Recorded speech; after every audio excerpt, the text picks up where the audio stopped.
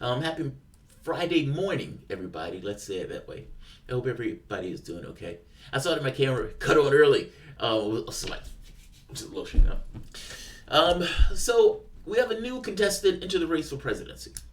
One chubby superhero, at least as I call him, Cory Booker. I call him superhero because he, I think in two instances, tackled a burglar or something, or dug people out of the snow. But Cory Booker has thrown his hat into the presidential election. There are going to be like 50 Democrats in that race, and Cory Booker has attested that he is going to be one of them. I'm going to show you his campaign ad, and I'm going to show you the real Cory Booker, that this campaign ad is doing everything it can to avoid. By the way, apparently today is the 1st, February 1st, and Cory Booker is launching on Black History Month. It gives you an idea on where he's going with this particular campaign. I'm black, I want to talk about black stuff. I'm black, make me president. That's great. I don't know what him being black has to do with president, but sounds like he's going that route. This is the video that he just put out. Let's take a listen. It can't be worse than Kamala's, right? All right, let's... Change is when people have... By the way, I said early on that Bernie Sanders is going to make Democrats better liars. I stand by that, and I found that to be somewhat accurate. The videos that these guys have been putting out in the Democratic Party has been essentially a synthesis of what Sanders was putting out back in 2016. They're trying to mimic and pay, his actions without necessarily having a substance in it. Like I said, he's making them better liars. His video that he put out is kind of a similar Sanders-esque video, but he doesn't necessarily have the heft behind it because nobody in their right mind should believe what's being said here. And if I'm being honest, not much is being said here at all. Let's keep going. I keep looking at this video like, where's the policy? Where's the policy? Where's the policy? Where's the policy? Is that a policy? That's not a policy. Let's take a look at this. It's like, honestly, all of this is fluff. I give zero fucks about what Cory Booker has said in this video. What is your policy?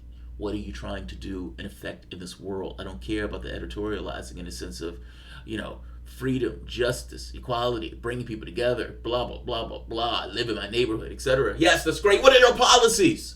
What are the things that make people's lives better? And make sure you add into that you're heavy into school choice. It's not even school choice, charter schools. Let's keep going. I don't like Cory Booker, so, forgive me. In America, we have a common pain, but what we're lacking is a sense of common purpose. What's up? Amen. I grew up knowing that the only way we can make change is when people come together. When I was a baby, my parents tried to move us into a neighborhood with great public schools, but realtors wouldn't. I think I know what it is, and I'll restart the video. I'm to some degree offended by this political ad. I get sick of these neo-libs burnishing their race in political campaign ads. I'm black. I have a common struggle with the other people who are black, even though I'm going to throw my body to protect Bain Capital when people are going after them during the election. This company that destroys families by raping companies and then selling them off. But I'm black and I have a common struggle. Yeah, I get it. It's a little much, that's all. And launching it on the first day of February. It puts the same thing with Kamala Harris, African American, who's running on this idea of race and identity and all this other stuff. It's not that I don't want race and identity issues defended and protected, yes, but not to the exclusion of the other elements of a life and a campaign. And when it's being used for political expediency, yeah, showing marches when you're not going to do anything to really attest to what those people were marching about. Yeah, somewhat offensive, but that's just me. Maybe I'm being too harsh. Let's start it over. In America, we have a common pain, but what we're lacking is a sense of common purpose. What's up? Amen. I grew up knowing that the only way we can make change is when people come together. When I was a baby, my parents tried to move us into a neighborhood with great public schools, but realtors wouldn't sell us a home because of the color of our skin. A group of white lawyers who had watched the courage of civil rights activists were inspired to help black families in their own community, including mine. And they changed the course of my entire life. Because in America, courage is contagious. My dad told me, boy, never forget where you came from or how many people had to sacrifice to get you where you are. So over 20 years ago, I moved into the Central Ward of Newark to fight slumlords and help families stay in their homes. I still live there today, and I'm the only senator who goes home to a low-income inner-city community, the first community that took a chance on me. We are better when we help each other. The history of our nation is defined by collective action, by interwoven destinies of slaves and abolitionists, of those born here and those who chose America as home, those who took up arms to defend our country, and those who linked arms to challenge and change it. I believe that we can build a country where no one is forgotten, no one is left behind, where parents can put food on the table, where there are good-paying jobs with good benefits in every neighborhood, where our criminal justice system keeps us safe instead of shuffling more children into cages and coffins, where we see the faces of our leaders on television and feel pride, not shame. It is not a matter of can we. It's a matter of do we have the collective will, the American will. I believe we do. Together, we will channel our common pain back into our common purpose. Together, America, we will rise. I'm Cory Booker, and I'm running for President of the United States of America. At the end of that, he should have had the Batman video, where, you know, Batman and Bruce Wayne is climbing out of the cliff and like, rise, rise, rise, that type of thing. If you're gonna do an advertisement, do an advertisement. I hate this video. I hate this video. It has nothing to do with it even being Cory Booker. I hate this video. I don't know what that means. I don't know what anything in that video means. And before you say, well, I have an idea of what it means, I would challenge you, what policies is Cory Booker talking about? This is essentially a sugar campaign ad that has not one bit of nutrient or fiber in it at all. We will rise. The honest thing about it, Cory Booker is the same guy that when Bernie Sanders was trying to import prescription drugs, he threw his body out there in order to prevent Sanders from doing that, essentially put a knife in the bill.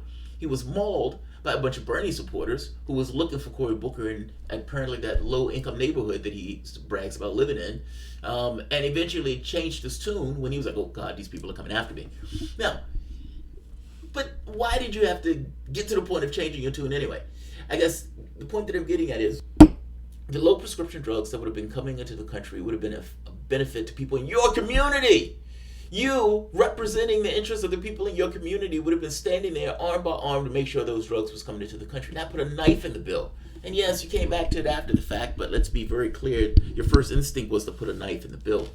This is also the same Cory Booker who threw his body on the line to protect Bain Capital when Obama was criticizing him in the last campaign ad. If you remember, during that campaign, Obama opening up a breathtaking attack on Bain as a centerpiece of his political ads. Cory Booker was one of those Wall Street Democrats that was against Obama doing this and was vocal about it, only coming back later to make a hurried campaign video apologizing and saying, you know, I'm really not, blah, blah, blah.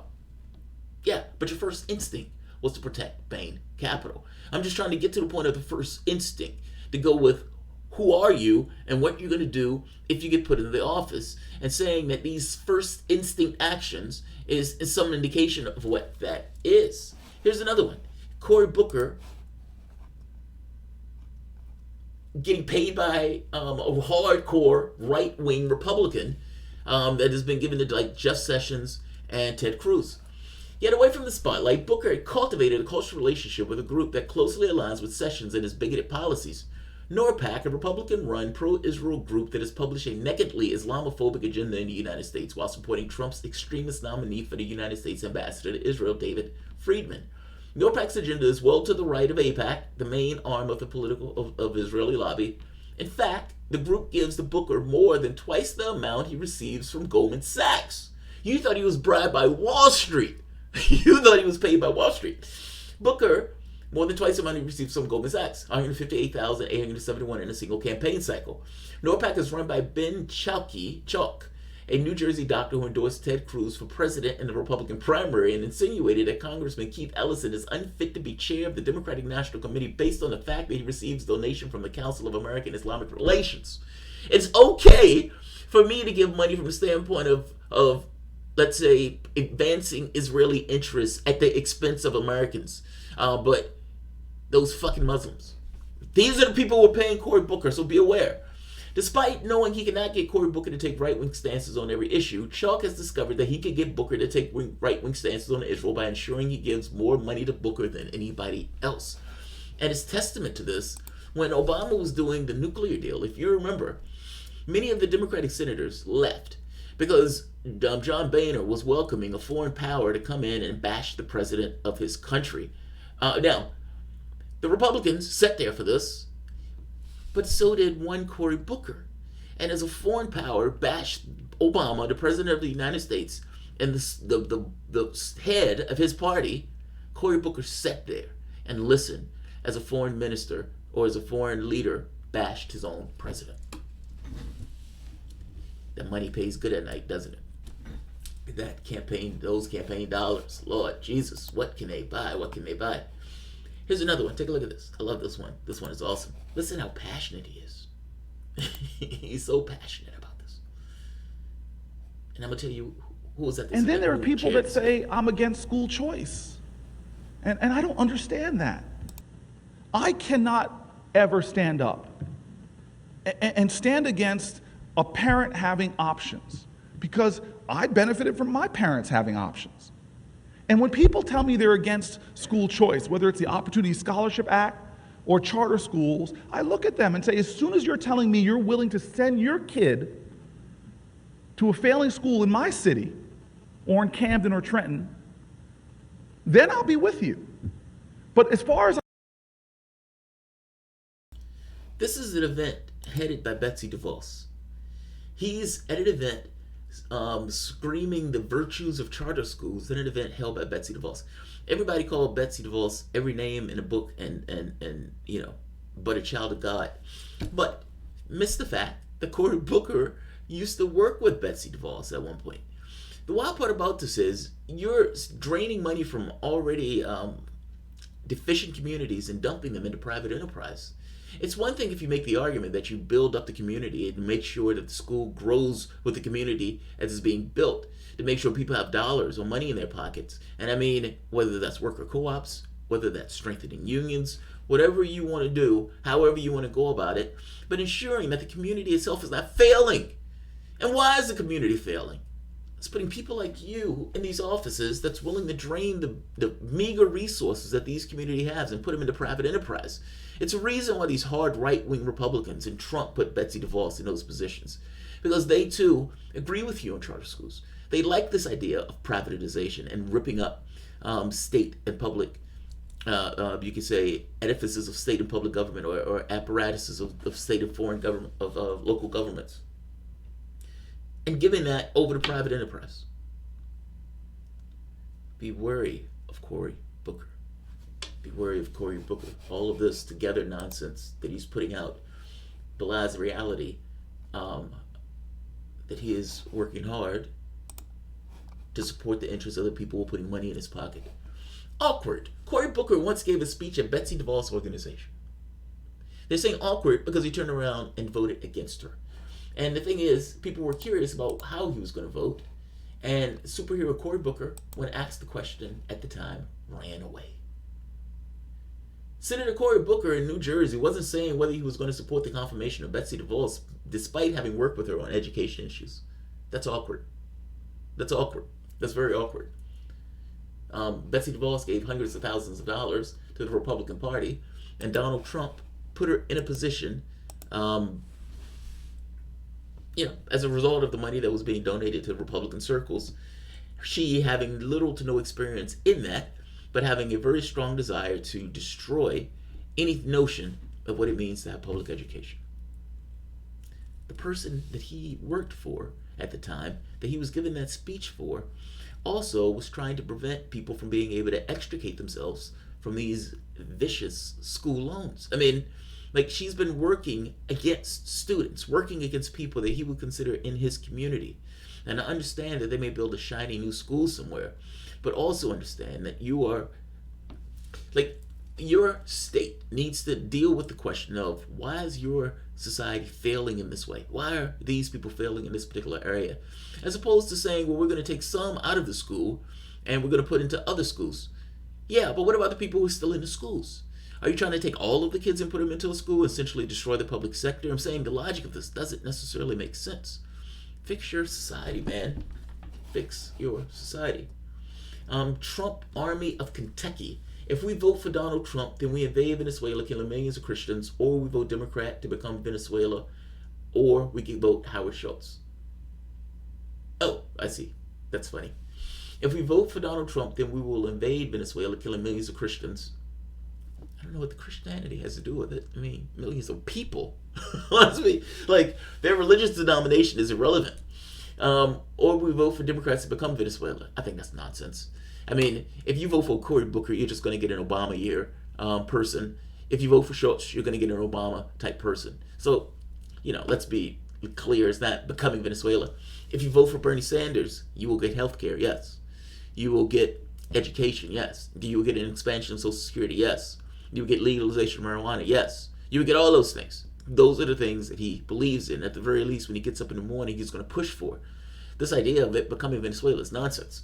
Unless there's a secondary country that's going to stand on our throats if there's some kind of economic hardship, let me know about that. Also, the United States makes dollars. Like, be very clear on that. We are the reserve currency. This is not a situation where the United States can run out of money in this case. If we lose the reserve currency status, yes, then we're going to have issues. But up to that point, no. This idea of becoming Venezuela is somewhat nonsense. And as for, we vote for Howard Schultz. And that's a soul-sapping vote, seeing as he's just a random Democrat. John Hill, Cory has a better shot than Kamala. I don't think so. But believe it or not, I don't think Cory Booker has any shot at all. I don't think Cory Booker has any shot at all. Kamala Harris, I think she has a shot. For being honest, I don't think she'll win against Donald Trump. But I do think she has a shot. Cory Booker is running this campaign under this idea that Donald Trump is a racist, so I'm going to attack him from the standpoint of identity. That's a losing proposition, dude. I hate to tell you that. Obama was able to make that work. But putting somebody in the presidency is not necessarily about their race, even though Democrats use identity politics in this way to try to bring over votes. Running a campaign in this way. The reason that Obama ran his campaign where race wasn't a center factor is because he took a sobering belief that you can win the presidency and just so happen to be black, but can't necessarily win it running with this idea that everybody knows that you're black. I know that sounds weird, but there's a difference in those things. Cory Booker is running this headlong into this particular issue, but I think Obama was right on this.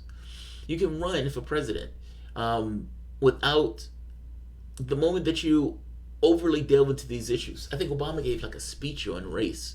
There's got a unifying speech on race and all this other stuff. But Cory Booker is starting his campaign ad out on February 1st with a campaign ad that looks like a civil rights video that has nothing to it at all. Which gives you, again, a kind of an idea on what this campaign is going to be run on and run about. I don't think it has legs. So, but we'll see. I mean, I would imagine he's going to publish a platform and all this other stuff, and he could be judged by his platform. But not just by his platform, also on whether or not you believe him in his platform. Because there's that secondary factor. It's not enough for a person to say, okay, I'm going with Medicare for all. Yeah, did they believe it? Is it in heart? Do you honestly believe that the person believes it? Because that's going to be some determining factor on what that person does when that person gets in that office. And if you don't believe that they believe it, then what's the point in putting a vote behind their name? Don't know why Bernie voting against drug import is surprising when he represented represents and is funded by companies 90% of narcotics manufacturing in the United States. Burning a guillotine. Well, surprise is too strong, but penalty for it, yes. And to some degree, you need a certain degree of surprise in order to have a thing. Like, if I think, like if you just accept that he's going to be a horrible, thing, then the bar is so low that it's like, yeah, this is all I expect. But whether you expect it or not, it's kind of besides the point. There needs to be a penalty for it. There needs to be a punishment for it. And it needs to be, treachery needs to have a certain degree of pain associated with it to prevent the fact that you're treacherous, or make it known that you were being treacherous. He should have been attacked for going after that bill. There are plenty of people in his constituency, apparently he lives in a poor part of Newark, that can't afford those drugs. Many, there's going to be a percentage of those people that are withdrawing or holding on the amount of insulin that they're using. That's going to withhold the amount of drugs that they take for this issue or that issue because they can't afford the drugs in the first place. And this guy makes the determination to block the bill that tries to lower the price of those drugs. Yes, he should have been, drawn and quartered for that. I'm not against that. Not against that. Lock the scumbag up in New Jersey. Well, I don't know if he did anything to be locked up. Sanders takes 100% of his stump speech from Ross Perot, but Perot meant it while Sanders is just bloviating. He just, come on, Bob. Watch Bernie come out during the Super Bowl. I'm sure that's why TYT covering the game for the members. Man, I would love for him to come out during the Super Bowl. I don't know when the Super Bowl is. I think that's on Sunday, right? Jamal, don't you think Booker will lead with her values?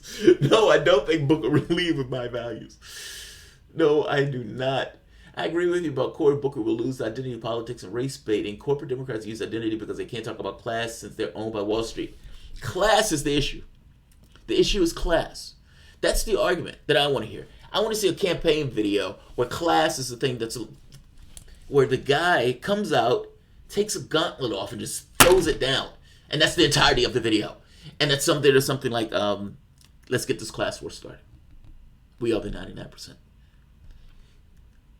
20 seconds. 20 seconds. Let's get this class war started.